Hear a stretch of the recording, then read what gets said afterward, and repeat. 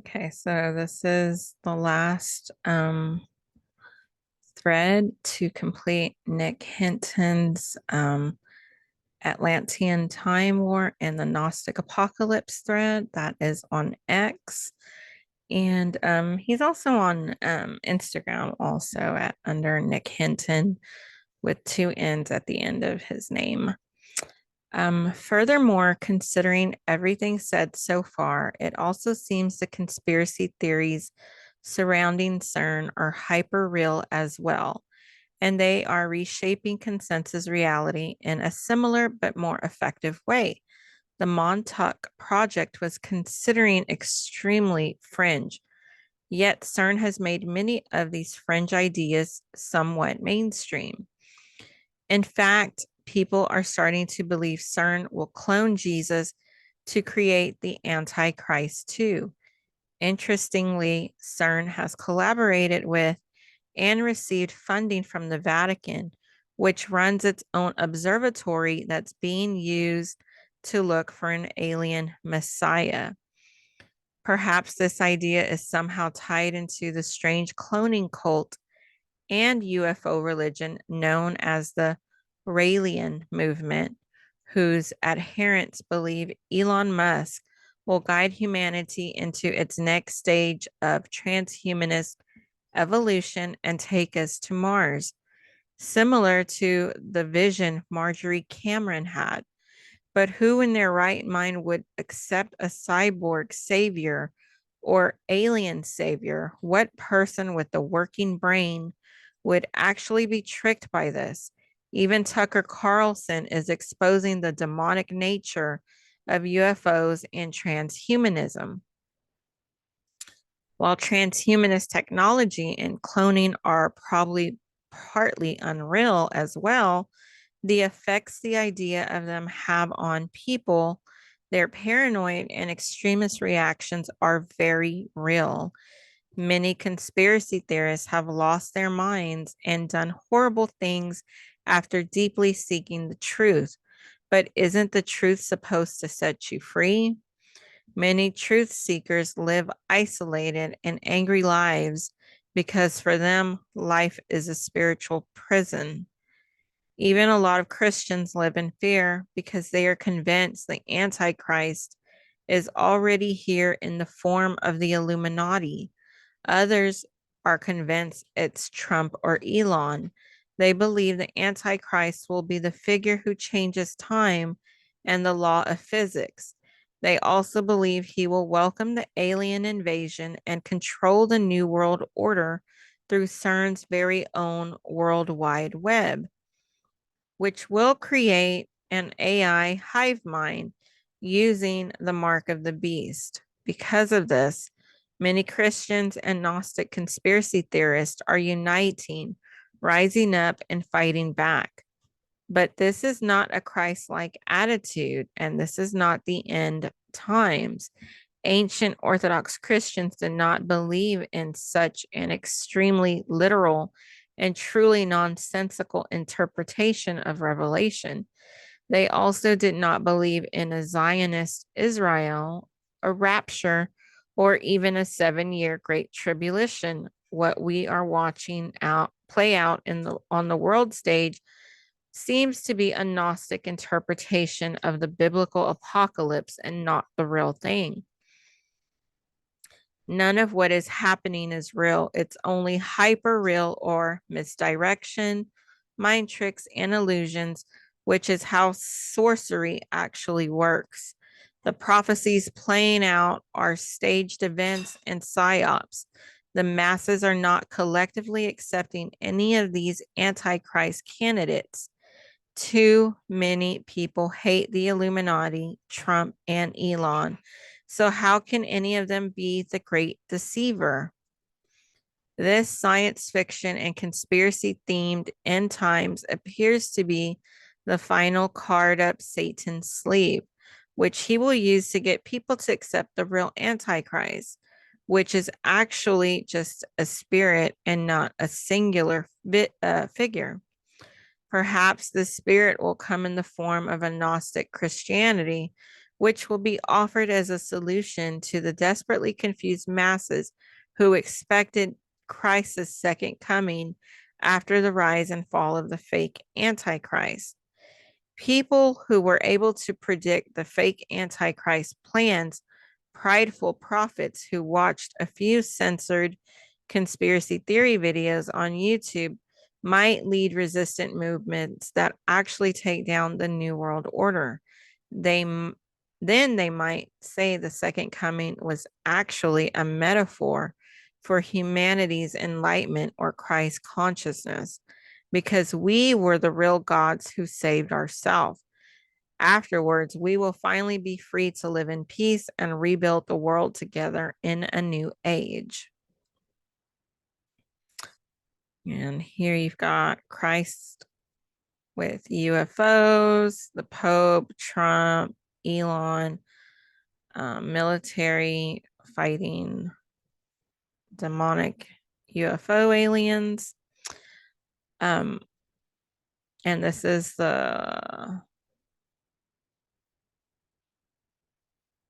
last of the thread right here. Can't you see how all of the strange ideas we've been subjected to since we were kids have been preparing us for something like this? Why was a whole generation raised on movies about psychic saviors like Star Wars and the never-ending stories? Predictive programming is real, but we always empathize with the hero who is truly the false Christ archetype. We should be worried about false shepherds and deceitful workers or of righteousness, not demons. We should be worried about Luke Skywalkers, not Darth Vaders. Why were Bible camps making us fear the rapture and Satan more than simple sins? Why were classrooms full of subtly Gnostic books like A Wrinkle in Time and The Phantom Toll Booth? Why were gate kids forced to read books about the New World Order? Was it to subconsciously prepare us to fight back like Winston did in 1984? Our imaginations are the real Stargate. Like the Holy Fathers would say, we were spiritually assaulted with images and words our impressionable hearts received as truth. We were traumatized and groomed into astral travelers and white magicians who will fight the fake Antichrist and bring about a new age. We were part of a mind control experiment that made us into Montauk kids and moon children who will embrace a false Gnostic Christianity. The same heresies that attack the early church will attack the last church. When the curtain on the world stage is finally pulled back and all the puppeteers and conspiracies are revealed, they will tell us the veil has been lifted and a quantum leap into a higher dimension has occurred. We will see the end of literal time and find ourselves living in their timeless rainbow universe. But this dreamlike world will be just that, a dream. Most will fall asleep and forget all about the true Christ and the Holy Fathers who never believed in such ridiculous versions of revelation. Even some saints told us the mark of the beast isn't actually a physical thing. All they knew is some way, somehow, Satan would deceive everyone, even the elect, if possible. What better way than faking the apocalypse? If you think things are weird now, just wait. We are never going back to normal. According to Wilson's Illuminatus trilogy, the goddess of chaos will help humanity defeat the New World Order. According to John C. Lilly, enlightened aliens from Sirius will save the world from an AI takeover. And according to Don Elkin's channeled work, The Law of One, Ra will push people to evolve into a spiritually advanced species who lives in a parallel world. Even the fringe hidden hand material, which was supposedly written by an Illuminati whistleblower, seems relevant here. The author claimed they would eventually reveal themselves and show us how they signed a karmic contract to be the necessary evil that unites us before entering a new age of expanded consciousness. Nevertheless, like Solomon said, there is nothing new under the sun, and everything that happened before will happen again. So the real end of time might resemble the beginning of time. The actual last days might look like the very first days. Christ said they would be like the days of Noah when Nephilim roamed the earth and everyone was practicing sorcery and happily living their lives, at least until a great flood came suddenly and unexpectedly, like a thief in the night after everyone had fallen asleep. Perhaps those sleepy, sunken cities were like Atlantis, the false utopia the occultists are trying to rebuild. Christ said before his return, people would say everything is peaceful and safe, but an abrupt destruction would overtake them. The Bible also says before the heavens tremble at the second coming, there is a half hour of silence, like the calm before the real storm. So stay vigilant, stay otherworldly and detached from the news. Focus on heaven, not the deep, dark rabbit hole. If reading this made you feel strange, good. Go read about the saints, read about Christ as the word commanding the abyss. And this is a book called The Hidden Dangers of the Rainbow. I've got it. I am definitely going to have to get into that book and do a book review. Nick did a fabulous job on this. I cannot thank him enough. I mean, my goodness, he is such a good writer and I just love his material. Thank you, Nick. Thank you for writing this. And